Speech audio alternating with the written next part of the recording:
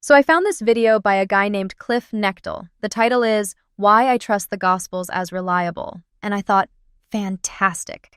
Finally, someone's going to lay out the cold, hard, irrefutable evidence.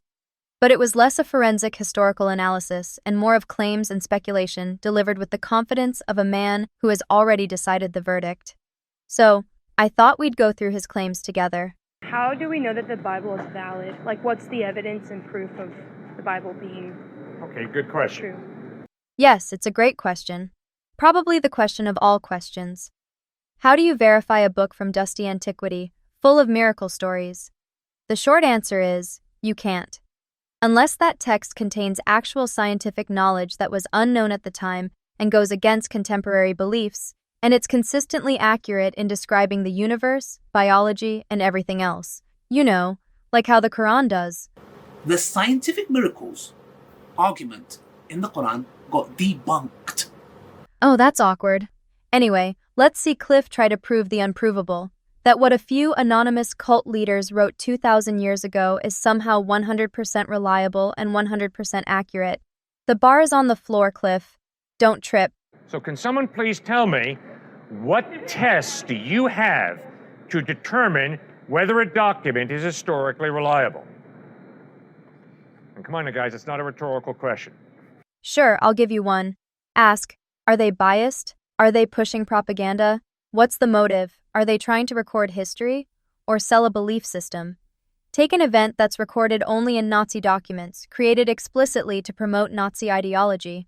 No serious historian would treat that as credible evidence the event actually happened, especially if it claimed Hitler was a miracle worker. That's just basic critical thinking. Yet, when it comes to the Gospels, we're somehow expected to suspend that standard entirely. Great. Witnesses. Meaning by that, who wrote the document? Did they see the person they're writing about? If they didn't see the person they're writing about, did they talk with eyewitnesses who did see the person? That's a tough sell when, according to critical scholarship, the Gospels were penned decades after the events they describe, in a different country and language, by authors whose identities are still a mystery. Their attribution to specific individuals relies solely on later church tradition, which many scholars consider unreliable without corroborating evidence. And if God inspired these guys, he sure forgot to tell them to sign their names. Think about it. If you were writing the most important story in human history with divine inspiration, wouldn't you, I don't know, sign your name? It's a killer loophole to just leave out, and saying they have talked to eyewitnesses isn't evidence. It's speculation passed down through church tradition.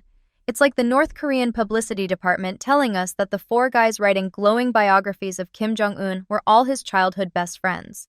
You can't verify it. You just have to take the government's word for it. Now, a bunch of people, one guy tried it out here on me today, will tell you, oh, you know why I don't trust the Bible? Because the Catholic Church put it together. Baloney. The Catholic Church did not put the Bible together. The New Testament Gospels of Matthew, Mark, Luke, and John were put together by the eyewitness community and by those who knew the eyewitnesses. And the way you find that out is by reading the letters of the early church fathers who lived at the end of the 1st century and the 2nd century. And in their letters, they talk about Matthew, Mark, Luke, and John. Actually, the church absolutely played a major role in deciding which texts were preserved, copied, circulated, accepted, and eventually canonized. Many Gospels and Christian writings existed that were later declared heretical and removed, or just neglected until they were lost. It wasn't a democratic vote by the eyewitness community. It was bishops and councils, centuries later, deciding which ones got mass copying, which got taught, which declared orthodox. So, in that sense, the church did put it together. Just not in the cozy, organic way Cliffe wishes it did. Now, did Luke ever meet Jesus? No. Luke was not an eyewitness. But did Luke know Peter very well? He sure did. Was Peter an eyewitness? You bet he was. That's plausible, I suppose. In the same way it's plausible that I'm best friends with Ryan Reynolds. We've just never met, spoken, or been referenced in each other's lives. Knowing someone well in apologetics just means, I really hope he did. It's faith filling in the blanks. So eyewitness testimony is crucial whenever you study history. And so what you begin to realize is Matthew was an eyewitness. Mark was an eyewitness. He was a young dude, not one of the 12 apostles, but he was an eyewitness. Yeah, eyewitness testimony is great when it's reliable. But the Gospels? Not so much. Matthew copies about 90% of Mark, sometimes word for word. That's not what independent eyewitnesses do. Matthew here is just plagiarizing another guy's notes without even giving him a shout-out. Very credible, very independent. So, let's state the obvious. For a significant portion of his narrative, Matthew was demonstrably not working from first-hand experience. He was relying on unnamed, second-hand sources or just whatever was floating around the rumor mill back then. But honestly, getting lost in the weeds about whether Mark was really Peter's secretary or if Matthew was actually the tax collector is a waste of time. It's like arguing over the job titles of the guys who wrote the North Korean press releases about their leader's divine golfing skills. Luke was not an eyewitness, but Luke knew a lot of the eyewitnesses who saw Christ, and John was one of Christ's closest friends. So obviously, in the Gospels, you have eyewitness reportage. That's what they say. It's a lovely story, isn't it? The problem is, it rests on the same foundation as a fairy tale, a comforting assertion with precisely zero proof. People have always pulled that move. Forging a connection to a big name to lend your work authority is the oldest trick in the book. In early Christian times, tons of writings claimed connections to apostles just to sound legit. Same trick Soviet propaganda used when they said Stalin was Lenin's beloved disciple. Not because it was true, but to give him more authority. No doubt that Luke used resources, but how credible those sources are, we have no way to verify. What we can see are the clear apologetic motivations of the author of Luke. He wasn't a neutral historian. He was a theologian with a mission. And that mission, that needed to present a specific, faith-affirming narrative, muddied the waters of history far more than our friend Cliffe is willing to admit. Okay, but that leads us to another important issue. Once upon a time, Jesus floated a boat on the Sea of Galilee. Why would you not accept that as historical information? Yes, ma'am. He started as once upon a time. Thank you. Which is literary style, literary genre. Are Matthew, Mark, Luke, and John epic poems? No.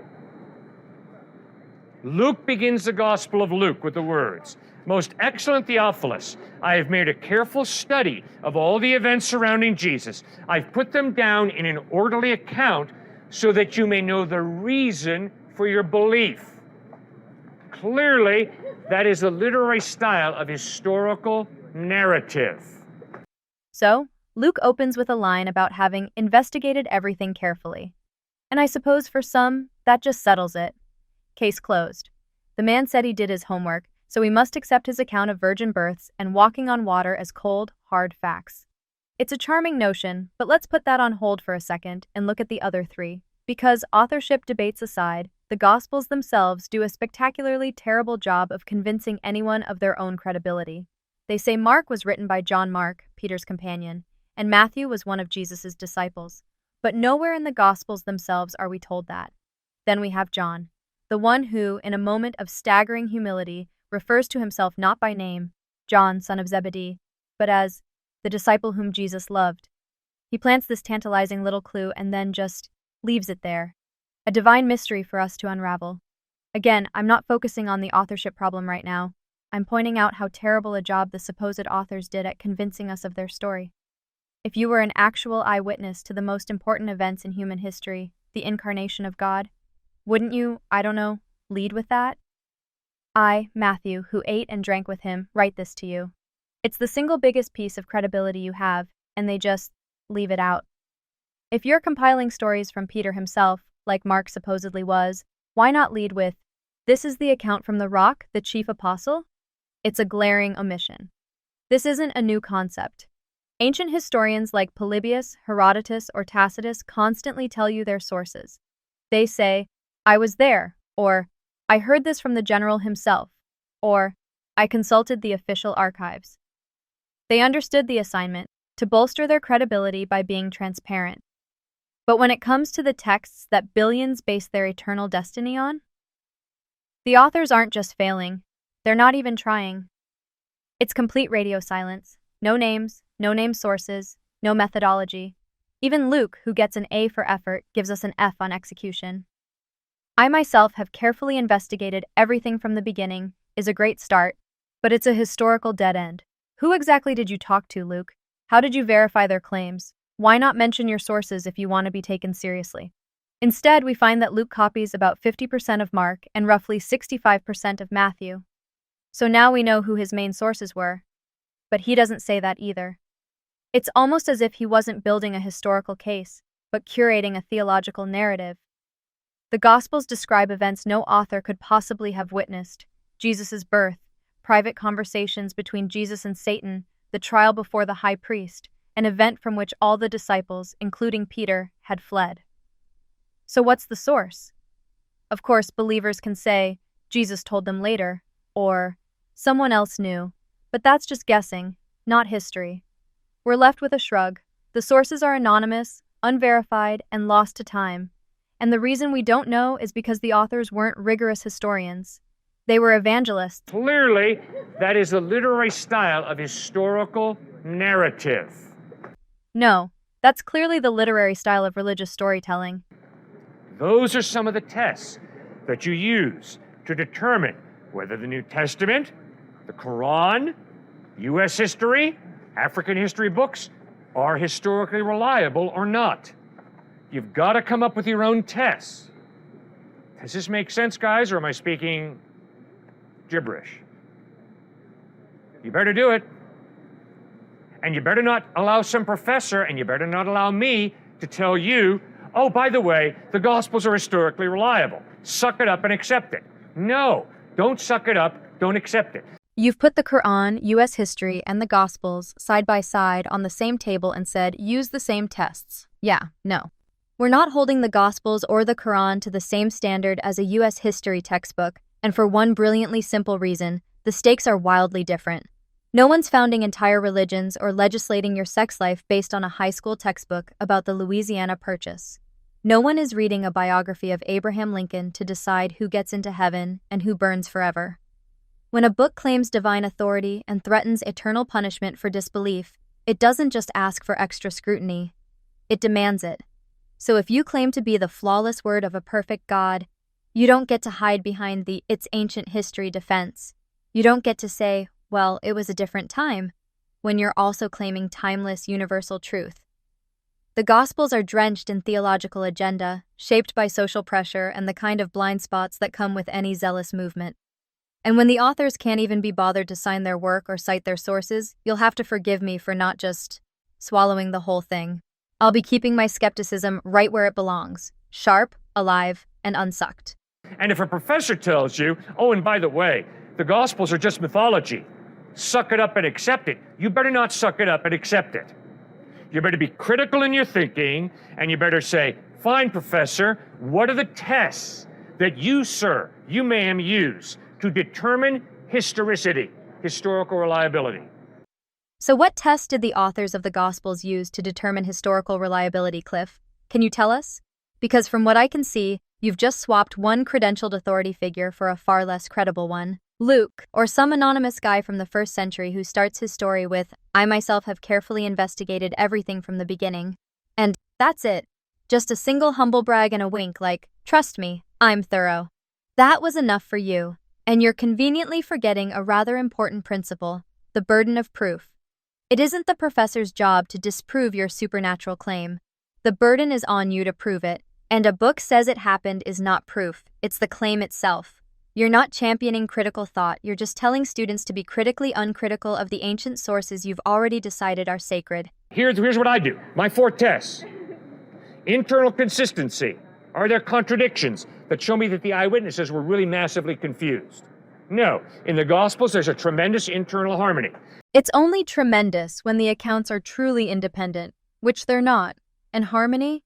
You mean the 4 different resurrection accounts, the different last words of Jesus, and the genealogies that don't agree? We're talking about factual accuracy rather than thematic consistency. We're focusing on whether the details line up exactly, not just whether the story makes sense overall.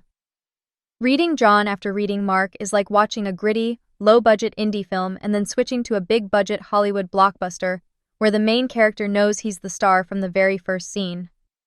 In Mark, Jesus is a man of action. He's secretive, he gets frustrated, he sighs deeply, he asks, "Why have you forsaken me?" He's human, often overwhelmed, and constantly telling people to tell no one what he's done. It's messy and human. In John, Jesus is a divine philosopher king from the first verse. He's calm, omniscient, and in complete control. He gives long, poetic speeches about being the light of the world and the bread of life. There's no agony in the Garden of Gethsemane here. He confidently asks, "Whom do you seek?" And the soldiers draw back and fall to the ground. He doesn't ask God why he's forsaken. He declares, "It is finished." He's not a suffering servant. He's the director of the entire Passion play. Mark crams almost everything in the timeline of the ministry into a single frantic year, largely in Galilee. John stretches it out to at least 3 years, with Jesus making multiple long trips to Jerusalem for various festivals, cleansing the temple at the start of his ministry instead of the end, and having extensive philosophical debates in the heart of Jewish power. In Mark, Jesus performs exorcisms and healings, but often seems reluctant, wanting to keep his power under wraps. In John, the miracles are grand, public signs meticulously chosen to prove his divinity. There are no exorcisms at all. He turns water into a staggering 180 gallons of premium wine at a party and raises a man, Lazarus, who has been dead and decomposing for 4 days, a story the other 3 Gospels somehow forgot to mention. In Mark, it's the Passover meal.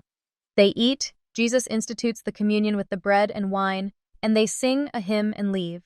In John, there is no mention of the bread and wine ritual. Instead, it happens before the Passover, and the central event is Jesus, dressed like a servant, washing his disciples' feet and delivering 3 full chapters of philosophical farewell discourse. So, when apologists talk about harmony, what they mean is that both books agree Jesus was a guy from Nazareth who was crucified. But on the who, what, when, where, and why, they're telling 2 fundamentally different stories about 2 fundamentally different characters. One is a compelling human prophet. The other is God in a flesh suit giving a TED Talk. To call that internal consistency is an act of theological gymnastics, not historical analysis. Second test, literary style. Is it once upon a time in the land of Nod, Jesus took a boat ride? That's mythology. No, it's at this time, in this place, with these people around. Jesus said this and he did that. Good. You've discovered the difference between a fairy tale and a historical claim. What a stunning breakthrough. Yes, Once Upon a Time in the Land of Nod is a different literary genre than in the 15th year of the reign of Tiberius Caesar. I'll give you that. But saying, in Jerusalem, Jesus fed 5,000 people with a kid's lunchbox doesn't magically transform a miraculous claim into a historical fact. It just makes it a miraculous claim set in a real location. Let me demonstrate this revolutionary literary technique for you. In Paris, I used the Eiffel Tower as a toothpick. In New York, I taught Spider-Man how to knit. See? The style is narrative, but the content is absurd fiction. The setting being real does nothing to validate the event. The Gospels aren't special because they name towns. They're just using a common literary device, anchoring an unbelievable story in a believable world to make it more persuasive. It's the oldest trick in the book, literally. So no, Cliff, naming Bethlehem doesn't prove a virgin birth any more than naming London proves I fought a dragon. All you've proven is that the authors knew some geography. Third test, archaeology. Are we talking about the island of Atlantis out in the ocean that none of us can verify? No, we're talking about Bethlehem, Jerusalem, Nazareth, Sea of Galilee, archaeologically verifiable places. Yes, parts of the New Testament are set in real places. Congratulations, you've achieved the baseline level of credibility for any story that isn't explicitly high fantasy. But now, let's please, for the love of reason, stop this embarrassing charade of pretending that a map is the same thing as evidence for magic. All you're proving is that the authors of the Gospels were slightly better at geography than the authors of the Atlantis myth. That's a very, very low bar to clear. Fourth test, manuscript evidence. What are the manuscripts that we have today that validate the document that we really have what the eyewitnesses wrote? Today, for the New Testament, we have over 5,800 Greek manuscripts or pieces of manuscript in Greek that show us what the New Testament taught. This is so dishonest.